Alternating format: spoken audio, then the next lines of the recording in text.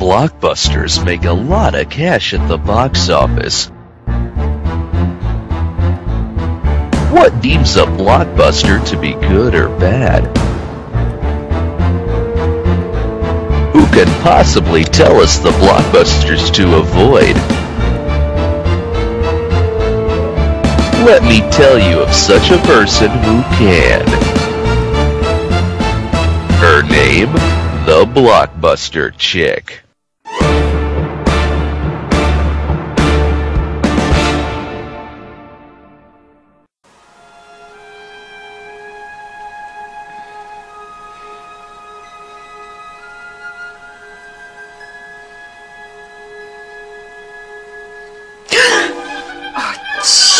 Ow! Fucking hell! Oh, you have got to be... See, this is why I really should be locking my door from now on. Oh, hi guys. I'm the Blockbuster Chick. Ouch! You know the rest. Now, I bet you're wondering why you just found me unconscious when you came in there. Well, I was recently pulled into review court by somebody called Judgment. Apparently I'd broken the rules about impersonating a judge. Anyway, my sentence for doing this was to watch the Dolph Lundgren 1980s He-Man movie, Masters of the Universe. So, I'm gonna let you catch up on what I thought about the movie Masters of the Universe, and I'm gonna get an aspirin. Jesus Christ, that hurt! Now, when I was a little girl, He-Man was one of my all-time favourite cartoons to watch. I loved everything about it. The characters, the stories, the action, it all grabbed my attention.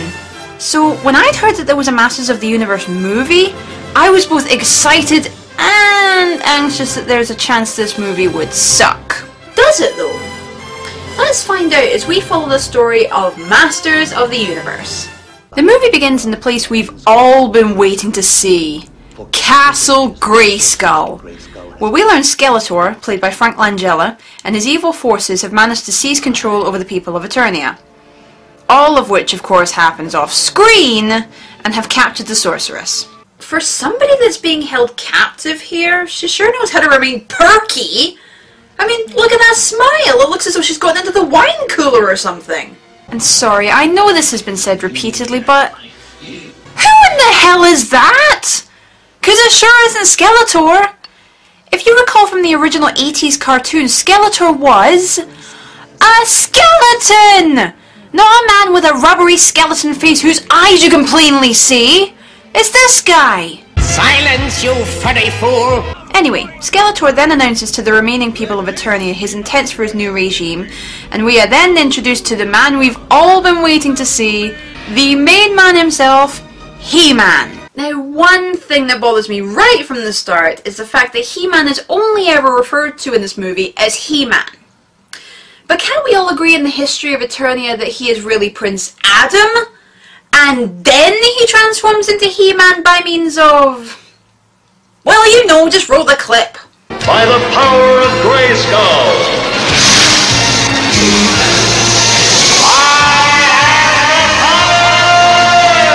Whilst he is surveying the situation of Eternia, one of Skeletor's patrol teams passes him by, so he decides to attack them. The battle ends with two of He-Man's allies coming to help him out, Man-at-Arms and his daughter Teela. The trio then save an inventor by the name of Gwildor, who confides in them that he has invented a cosmic key, which can open a portal to any location in time and space. We also discover that Gwildor only has the prototype of the key, as Skeletor stole the real one to get into Castle Grayskull, so the team go off to the castle to retrieve it. And of course, we the audience have to sit through this overused cinematic concept and watch as a battle of slight epic proportion takes place, where the key is used to make a random portal to another world. Oh, but in a more perfect world, the random gateway would actually be a portal to hell, and they'd all die. Well, they said any location, didn't they? So through the magic of poorly constructed 1980s CGI, the team are transported to another world, with Skeletor looking on in anger.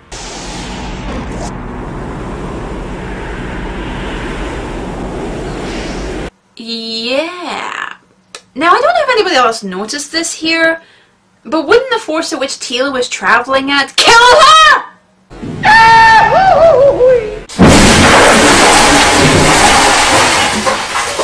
Anyway, it becomes apparent to the audience that they are on Earth.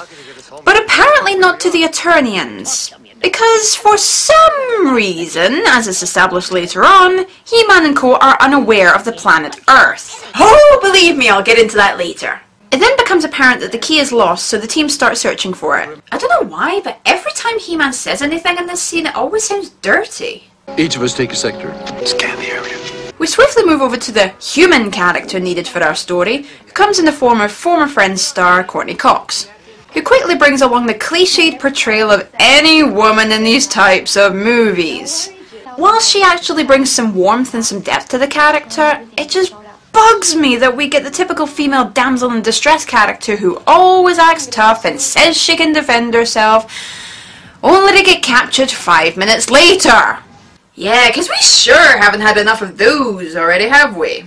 Anyway, it's established that Julie's moving away as her parents recently died in a plane crash, so she's spending her last night with her boyfriend Kevin. So, what time's your bus to the airport? 8:30. Oh, great! Doesn't anybody else find it kind of ironic here that she wants to move away to another location, so she's choosing to fly, when her parents just died in a plane crash? Now, she's either very resilient to the idea that not every plane in the world crashes, or the writers are complete idiots for not noticing this. Kevin, I'd like to go to the cemetery to say goodbye to my parents. Yeah, sure. And sorry, I don't want to be a completely morbid person here, but wouldn't she have already decided to say goodbye to her parents prior to agreeing to spend one last date night with her boyfriend, instead of dragging him along to the cemetery for their last night together? 'Cause nothing says romantic like walking through a graveyard. Isn't it romantic? So we start to see the team discover new things about Earth that they didn't know about already.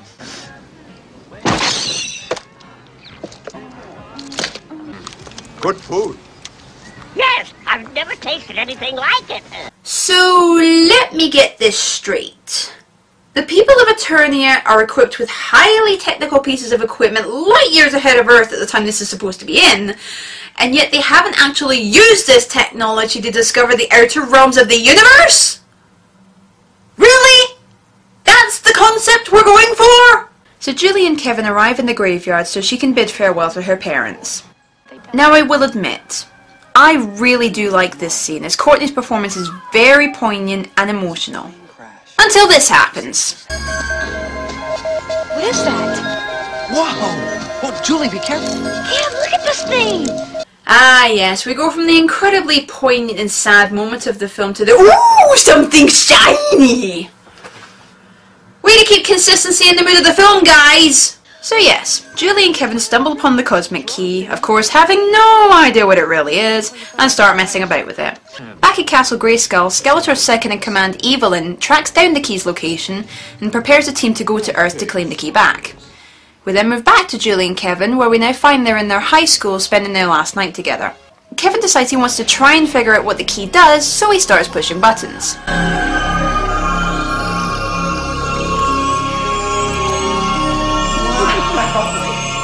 Kevin then decides he wants to take the key to show his musical friend Charlie, who runs a music shop, as he believes it to be a Japanese synthesizer. So Julie tells him she wants to be alone, so of course cue the bad guys to interrupt her alone time.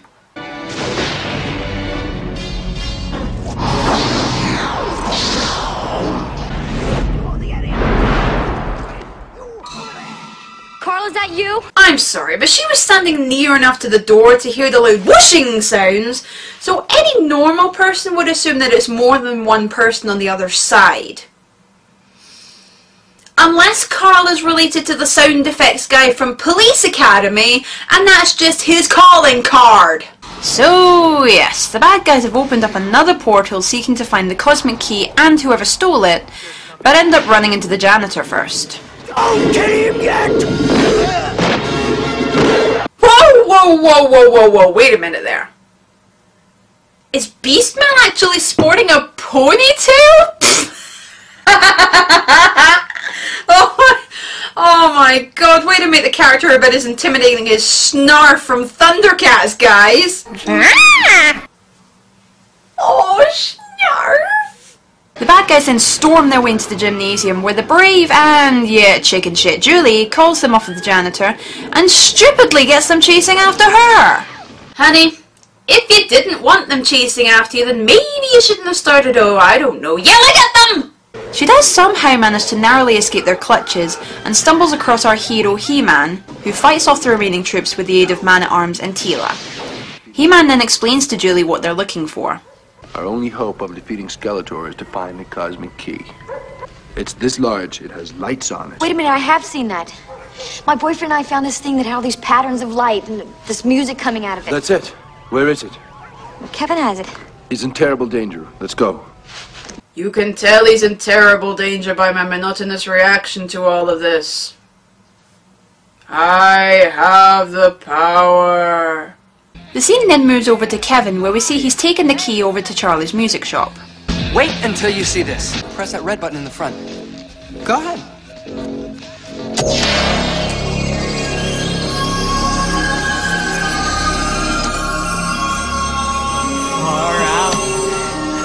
So eventually, after a lot of oohing and ahhing, Kevin hears from a police car outside that there was a fire at the high school, so rushes back to find Julie. No surprises, he can't find her. But when he decides to ask Detective Lubick, now in charge of the investigation, he takes Kevin to Julie's house, giving the audience the impression that he believes Kevin has something to do with all of this. So moving back to Grayskull, we see whatever the hell these two are up to. And Skeletor was just a little pissed off that the team didn't manage to retrieve the key, so after killing off Sauron, insert sad face here, he sends Evelyn to Earth with another team to try and get the key back. Detective Lubick and Kevin arrive at Julie's house to find she's not there, but Julie then calls Kevin and explains to him about the key. Meanwhile, Evelyn and her crew are advised of the key's location, until this. They're jamming the signal. Locate the source of the jamming and destroy it. Let me heat this up and I'll show you, okay? It's difficult, like nothing I've seen before. Again, advanced technology. They don't know what fried chicken or a microwave is!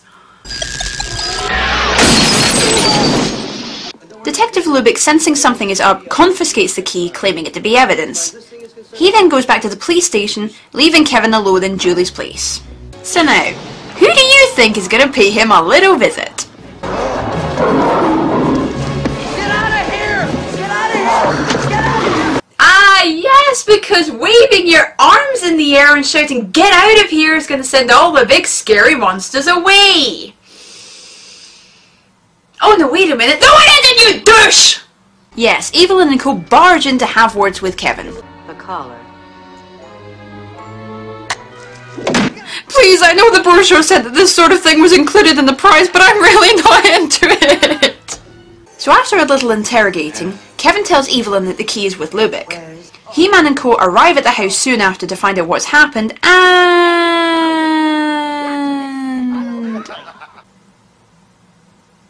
please move on! Then hurry off to the music shop where Lubick has taken it for an expert analysis from Charlie. Then the gang arrive at the music shop only for Lubick to go on a tangent about how it's their fault that all this happened, and he tries to arrest them. My God, was this guy trained under the tutelage of Frank Drebin from Police Squad? We're sorry to bother you at a time like this, Mrs. Twice. We would have come earlier, but your husband wasn't dead then. Anyway, they manage to get the key, but soon Evelyn and Co have tracked them down, and another battle of slight epic proportion happens. During this, Gordo tries to get the key working again, battering the buttons, leaving the hint to the audience that it's a song of some sorts. Then whilst Lubick is declaring to Kevin and the others that he's going to send them to jail for 850 years, I've stopped caring, Julie notices something out the window, so goes to see. And what should it be but her dead mother? Oh yeah, bringing the whole her mother's alive routine, which can't possibly conceal the fact that it's really Evelyn, right? They have something we want. That shiny metal thing.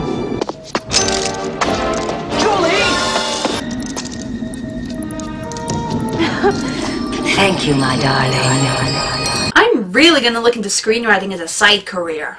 So, as you can imagine, Julie's dead mother is really Evelyn in disguise, and managed to persuade Julie to give her the key. You know, this key's going back and forth so much, I'm reminded of this for some reason. Anyone for tennis? Nice game. Can't possibly imagine why. So He-Man and Co race after Evelyn to get the key back, but...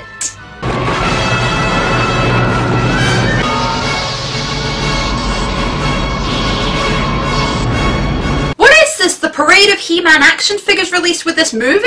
So the next few minutes are spent with He-Man and Co running around trying to avoid getting killed by Skeletor's troops and lots of pointing and shooting. See that?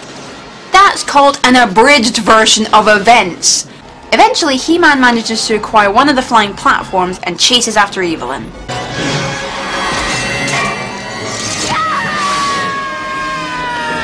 What, did she break a nail? What the hell was that? So He-Man flies back to the group where Skeletor is waiting for him. Not the way to treat your beloved ruler. And you can honestly say, if you were in this situation, that you wouldn't be laughing your head off at Skeletor instead of being afraid? Yeah, I thought so. So He-Man arrives, but then... oh no, he gave her Charlie horse! After Julie's fatal wounding, Skeletor destroys the second key and declares that he will release the others if He-Man surrenders unconditionally, to which He-Man agrees. The team take Julie down near a fountain and Gwildor tries to figure out how to get the key working. Unfortunately, the memory of the key has been erased, so they need to figure out the special sequence of tones needed to return to Eternia. Kevin has a bash at this. Da da da ba da da da da ba da da da. Nah, it actually sounds more like this.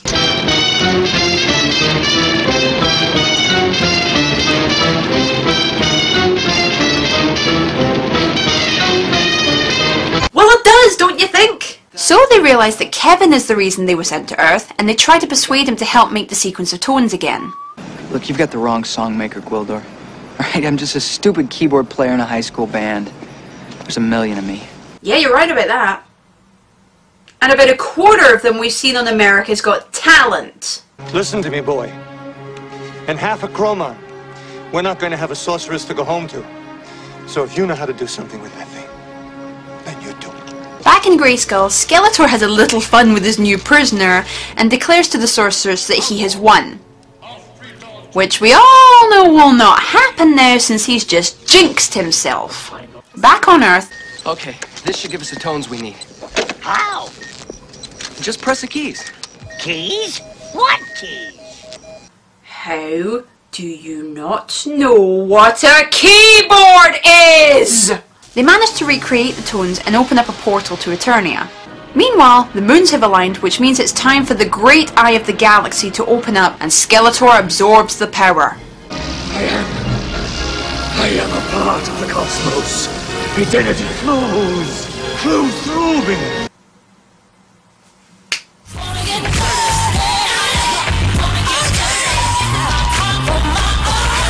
Well, you're all thinking it too, aren't you? So anyway, the power fills Skeletor and he turns into...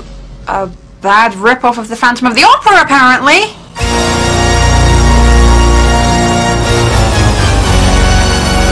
So we think He-Man is done for. But just in the nick of time...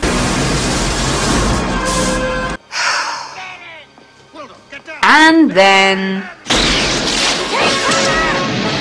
God, how many battles of slight epic proportion do we really need here? Okay, battle, yada yada yada, and eventually He-Man manages to reclaim the Sword of Grayskull. Okay folks, this is the moment we've all been waiting for. I hope. Okay, 1, that was pathetic, and 2, that only works if he is Adam. We haven't seen him transform from Adam into He-Man at all in this movie! Stop destroying my childhood here, guys! Let this be our final battle! Okay, 3 things wrong with this scene. Cinematography is awful, lighting is dreadful when it looks as though it was filmed in somebody's basement, and choreography is laughable. Does this make this a bad scene? God, no, it makes it hilarious! Eventually, He-Man manages to break Skeletor's staff, causing him to lose his newfound powers, and then He-Man manages to push him into the pit where no one can hear you scream. Literally. Because if you notice, Skeletor's lips aren't moving, yet he's screaming! So anyway, the sorceress is revived to her normal state, she repairs Julie's Charlie horse, and her and Kevin are sent back to Earth. But little do they know!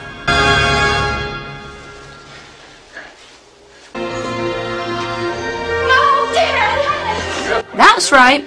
Apparently the Cosmic Key also works with time travel, and Gwildor sent Julie and Kevin back to before her parents were killed. So now Julie tries to stop them going on their fatal plane crash. Julie, put those keys back. I love you. Oh, don't let your parents get on that plane. I already stopped them. By running off with their keys? Julie, have you ever heard of a thing called spare keys? And the movie ends there. Well folks, that was Masters of the Universe. And I've got to say... I'll be back. Gee, thanks. I've got to say, my expectations for this weren't good, but I kind of like it. This movie is just cheesy fun. It is bad, don't get me wrong. Maybe it's the fact it's a pure 80s nostalgic film, or because it was based on one of the great cartoons of the 80s, but I didn't mind it too much. The actual jokes in the film fall flat, of course, but I am slightly impressed with how they've managed to convey all the characters as the ones from the original kids show, which in some movies can fail spectacularly, but in this one, strangely enough, it sort of worked. But for the most part, I can certainly see why it flopped at the box office. But I'm going to add it to my list of enjoyable stupid films. So, there you go. You now know why I was in the state I was in at the beginning of the video, so... Now the question is, who is this from? I think I really want to find this out. Ah, shit! You know, I really should have guessed it was from Walrusano. Well, after that fiasco of last time, I'm not going to even try and fight this, so let's find out what I'm reviewing.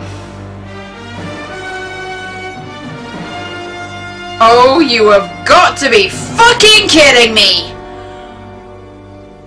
That son of a bitch is making me watch Minority Report!